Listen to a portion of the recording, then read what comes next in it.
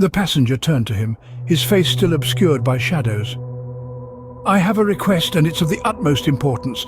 I need you to enter the Hawthorne house with me." Jake's eyes widened in terror.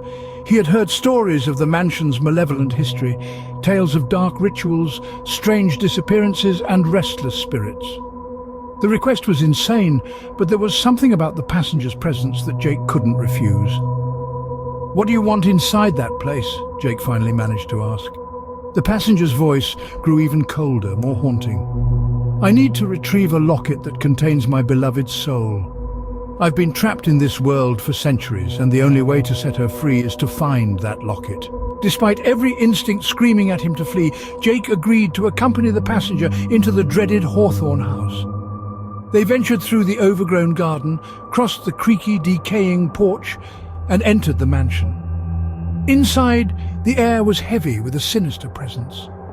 Dust danced in the moonlight that filtered through cracked windows, and the walls whispered ancient secrets. Jake and the passenger navigated the darkened halls, searching for the elusive locket. As they delved deeper into the mansion's depths, the malevolent history of the place became all too clear. The house seemed alive, its walls shifting and groaning, as if it were determined to keep its secrets hidden. Ghostly apparitions flitted through the shadows, their mournful wails filling the air. Finally, the passenger stopped in front of an ornate mirror in a long-forgotten chamber. It was there, in a dusty old jewelry box, that the locket was hidden. The passenger's fingers trembled as he retrieved it. "The time has come," he said, voice heavy with emotion. "My beloved soul will finally be free." As the locket was opened, a brilliant light burst forth, illuminating the room. The spectral form of a woman, ethereal and beautiful, emerged from the locket. She gazed at the passenger with love and gratitude before fading into the moonlight.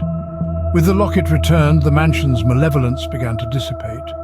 Jake and the passenger made their way back to the taxi, their footsteps no longer accompanied by sinister whispers. As they drove away from the cursed mansion, the passenger seemed to grow less ghostly and more human, his features becoming clearer in the dim light. He smiled, a genuine smile that hadn't graced his face in centuries. "I can never thank you enough for your help," he said. Jake, still trembling from the night's events, managed a weak smile.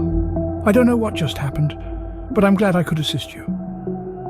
The passenger directed Jake back to the city, and as they approached the outskirts, he simply vanished from the back seat, leaving behind only the faint scent of roses. When Jake finally reached his destination, he couldn't shake the feeling that he had just experienced something beyond the realm of the living. He sat in his taxi, pondering the events of that fateful night, wondering if he had truly encountered a ghostly passenger, or if it had all been a bizarre dream. One thing was certain. Jake would never forget the supernatural journey he had embarked upon, a journey that had brought him face to face with a love that transcended time and death.